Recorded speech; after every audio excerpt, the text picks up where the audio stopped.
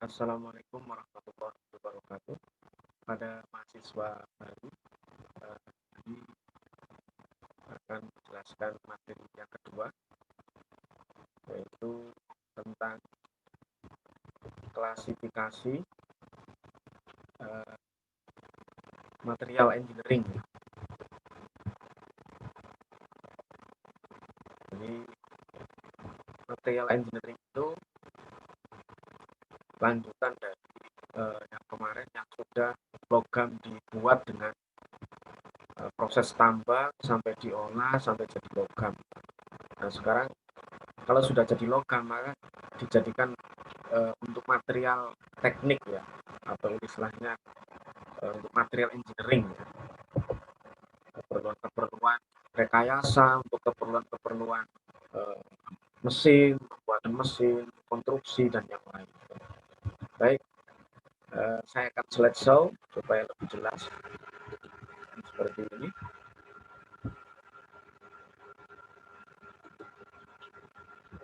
Jadi,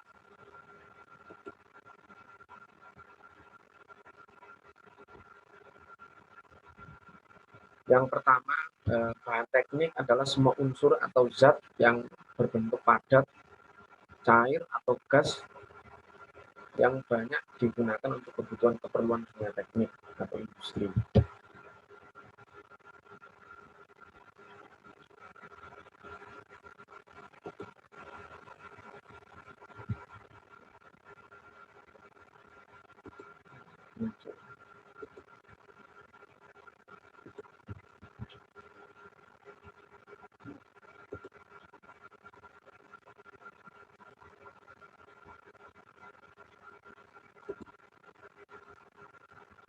Nah, jadi material teknik itu semua unsur zat atau yang berbentuk padat ataupun cair atau gas, yaitu adalah sebuah unsur zat ya.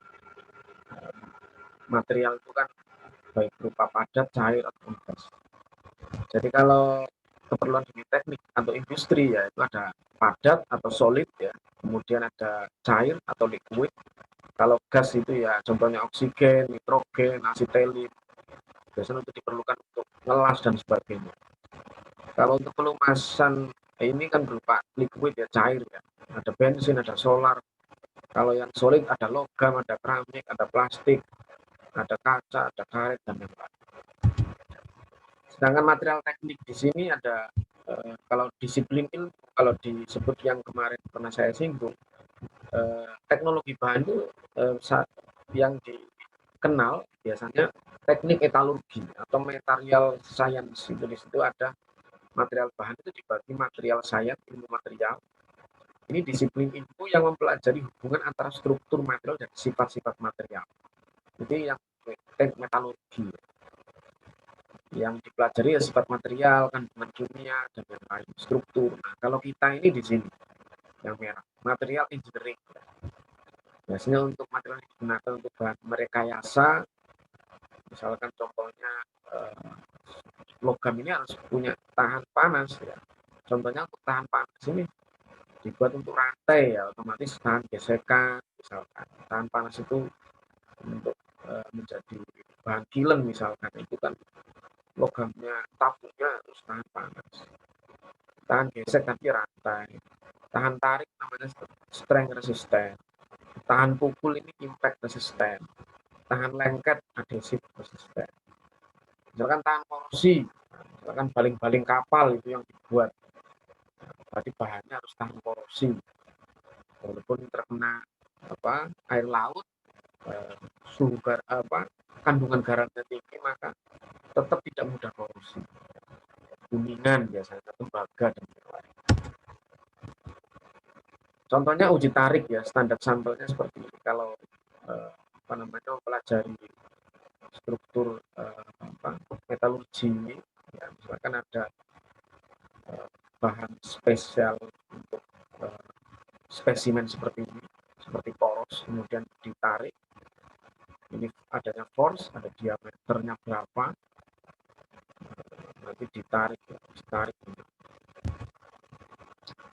Sedangkan deformasi plastik ini deformasi elastis terjadi pada pembebanan rendah dalam uji tarik. Jadi contohnya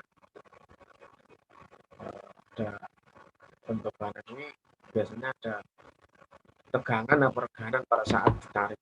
Jadi modulus elastis maka sampai crack ya, sampai di mana titik tegangan sama reganannya sampai. Deformasi elastis hubungan masih dalam daerah deformasi. Deformasi itu artinya hampir kerusakan ya, terjadinya perubahan bentuk, terjadinya perubahan bentuk ataupun warna ya, deformasi elastis ya. Elastis deformasi bentuk tapi memanjang. Elastis itu berarti dia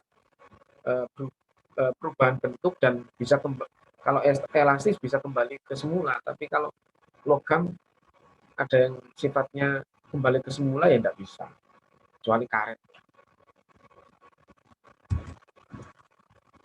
Sifat elastis material ya ketika ditarik ini seperti ini sistemnya, ada Z jumbo Z, tarik ke bawah ke atas. Bagaimana gaya tarik di sini? Ada spesimen tadi. Kalau bentuknya spesimennya gaya tariknya tahapannya seperti ini, tahapan yang pertama. Tahapan berikutnya deformasi lokal. Ini ada hampir cacat. Kemudian sampai putus, reptar atau crack ya, di sini. Titik putusnya ada grafik seperti ini. Ada gaya tarik, kemudian ada tadi regangan panjang, pertambahan, sampai titik lulu, tegangan tarik maksimum, sampai terjadi titik putus. Ini gambaran singkat uji tarik ya. Sedangkan struktur bahannya itu ada struktur atomik ya.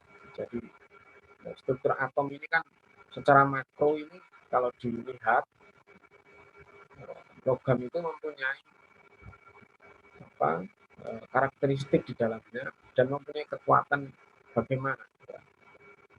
Karena kalau dilihat pakai kasat mata tidak bisa di dalam struktur atom itu harus dilihat secara mikroskopik, maka akan terjadi kelihatan kumpulan atom-atom dengan bantuan mikroskop. Ini seperti ini ada gambarnya proton plus, kalau neutron ini dalam struktur atom. Artinya nanti akan saling tarik menarik atau saling mengikat ya dalam unsur logam. Jadi ada iron atom, ada karbon atom. Jadi campuran steel ini seperti contohnya steel. Ada karbonnya, ada iron atom. Iron itu adalah besi ya, unsur besi. Internal struktur atom ya ada BCC ya. Ada BCC ini body centric cubic. Jadi atom-atom ini saling mengikat ya. Artinya bagaimana menjadi sebuah susunan ikatan atomik ya. Kalau dalam instruksinya itu ada FCC, ada BCC. Kalau FCC face centric cubic, jadi kelihatan sekali kalau apa namanya. Jadi kalau yang disebut BCC hampir sama dengan seperti ferrit. Kalau FCC dia austenit, yang inti atomnya satu, dia saling mengikat di permukaan. Kalau BCC, sedangkan FCC saling menarik dan bersebaran ya, di permukaan ada, di tepi ada, di tengah ada. Itu yang FCC. Ini ada heksagonal, ada model kayak heksagonal seperti ini, bentuknya saling mengikat, ada kristal structure. Kalau bagaimana kalau mikroskopik ya, gambarnya seperti ini. Kalau di mikroskop ya cukup besar, atom-atom ini gambarnya seperti ini. Kalau kita besar seperti ada bercak-bercak seperti ini. Bagaimana untuk pemanfaatannya ya, macam-macam, untuk jembatan, ada untuk mobil dan lain-lain. Ini yang untuk karbon lebih dari 0,025 ya persen. Bagaimana kalau medium karbon ya?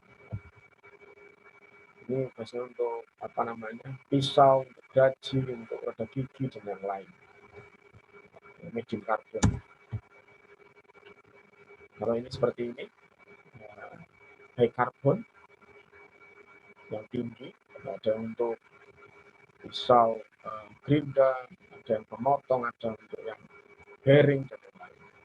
Crankshaft, cast iron untuk apa? Yang untuk